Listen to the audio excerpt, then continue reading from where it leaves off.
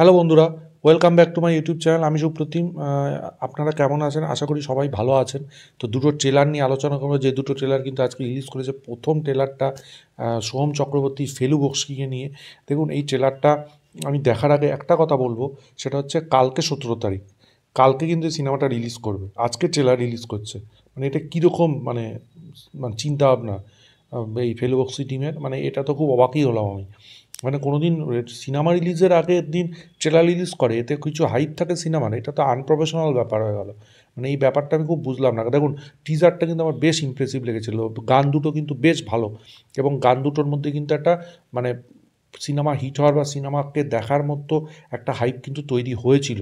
সেটা title track হোক বা রোমান্টিক ট্র্যাকটা হোক, ঠিক আছে। অ্যাকশন আছে সিনেমাটার মধ্যে, সেটা বুঝতে পেরেছি। এবং ট্রেলারটা দেখার শুরুতে আমার মনে হলো ট্রেলার দেখছি না টিজার দেখছি, প্রথমের দিকটা তো মনে হলো টিজারের মতোই বানিয়ে ফেলেছে, ঠিক আছে। এবং দেখুন, একটা সিনেমা হিট হতে গেলে অনেক কিছু ভাবতে হয়, মানে এটা কিন্তু টিমের একদম ব্যর্থতা বলবো, যে আগের দিন ট্রেলার আনা। এটা মানে কেন করলো আমি বুঝলাম না। আমি জানি না এই সিনেমাটার কতটাও বা হাইপ রয়েছে। হ্যাঁ, ফেলু বক্সি নামটার মধ্যে একটা ক্রেজ তৈরি হতে পারতো যদি ট্রেলারটা একটু আগে আনতো, আর একটু ভালোভাবে টিমস প্রমোশন করতো, ঠিক আছে। ওভারঅল আমি বলবো মোটামুটি একটা ট্রেলার, এবং ট্রেলারটা দেখে খুব একটা হাইপ পেলাম না। তবে দেখুন, অ্যাকশন আছে যেহেতু, একটা থ্রিলিং ব্যাপার আছে যেহেতু, এইসব মানুষ পছন্দ করে। কিছু লোক হয়তো দেখতে হবে, খুব হাইপ হবে না।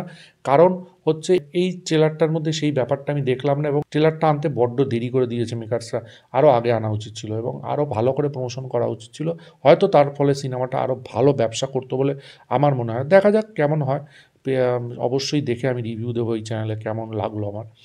এবার আসি অজিত কুমারের বিদামো আচ্ছি সিনেমাটার ট্রেলার নিয়ে, যেটা খুব প্রতীক্ষিত ছিল, অনেক দিন ধরে পোস্টপন্ড হচ্ছিল। তো বেশ কিছুদিন বাকি আছে রিলিজ হওয়ার, তো ট্রেলারটা ভাই ঘ্যামা লেগেছে আমার। মানে অজিত কুমার ভাই অন্য লেভেলের সুপারস্টার। রিসেন্টলি তিনি তো দুবাইতে একটা কার রেসিং জিতলেন, এবং তারপরে মানে এই ট্রেলার মারাত্মক। তৃষা কৃষ্ণান, অর্জুন, মানে ট্রেলারটা একদম পুরো গ্লোবাল গ্লোবাল ভাইব দিচ্ছে। মানে যে লেভেলের ট্রেলার করেছে, ব্যাপক। এবং এই ট্রেলারটা দেখে যেরকম অ্যাকশন সেরকম থ্রিল, ঠিক আছে। প্লটটা যেরকমই হোক, সিনেমাটা অন্য লেভেলে যাবে, এবং এটা একটা হিট হতে চলেছে অজিত কুমারের, সেই নিয়ে কোনো সন্দেহ নেই।